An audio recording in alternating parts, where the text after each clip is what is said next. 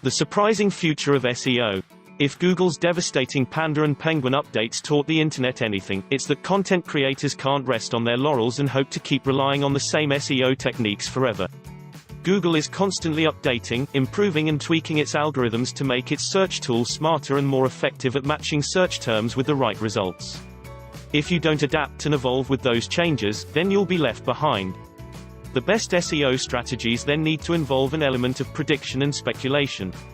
Creators need to look at trends and clues and use these to predict the future of search and of Google. So where exactly is the industry heading? The answers might surprise you. 1. Google is becoming an AI.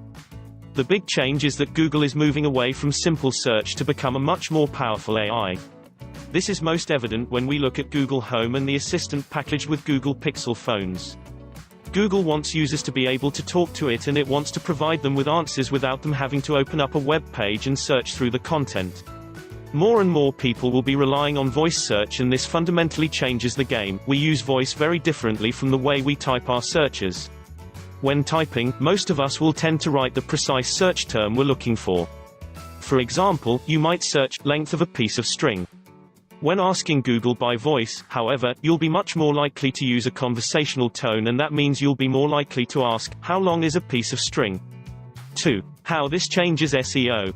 So, what does this have to do with SEO? Your initial impulse might be to assume that you now need to use search terms that sound more like questions.